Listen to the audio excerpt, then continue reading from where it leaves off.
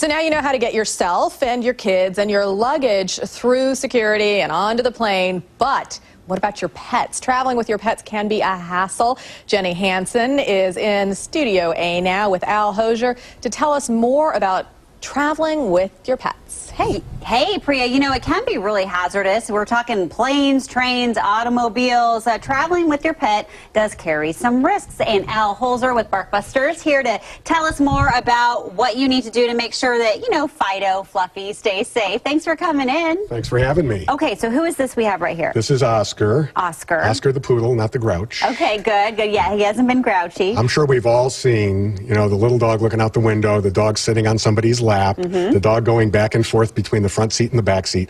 This time of year, dogs are taken on holiday trips. And you were showing me a really cool harness that he has we really on. believe that restraining the dog is critical. 25% of all auto accidents are caused by distractions, and dogs are the third largest distraction statistically. And so this is a harness that we would put on the dog, and it's real easy to put on. And then in the back, you just put a seatbelt through it. And so you restrain your dog either by using a harness with a seatbelt, we recommend. You could put a dog in a crate or a carrier, but then attach it with a seatbelt so it can't move.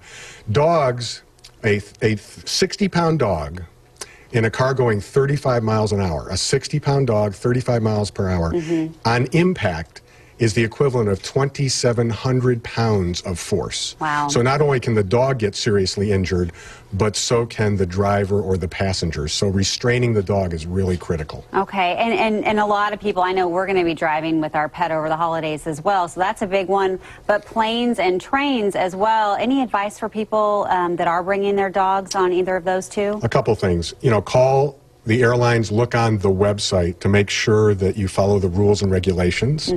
If you do take your dog on a plane, either, you know, as cargo or on the plane itself, make sure there are health restrictions that you meet. Sometimes there are immunizations if they're in the cargo area.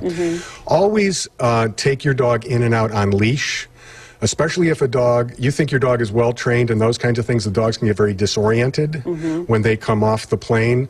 Ask the airlines if you can see them loading your dog onto the plane and those kinds of things. Try to get a direct flight so that you don't have a change and something might happen to your dog. Okay, Al, thanks so much for coming in and bringing Oscar. He was perfect for us. And also you were telling me if you want to maybe give your dog something like a drug so they can sleep better, always ask your vet. Don't just do it on your own. So Priya, are you all set? I don't think you have any pets, right? I do. I have 2 cats, and I have to say, if I never travel with them again, it will be too soon. I mean, honestly, it's horrible traveling, especially with one of them. Cats don't like it. No, and if only they were as obedient as Oscar. Thanks so much, Jenny.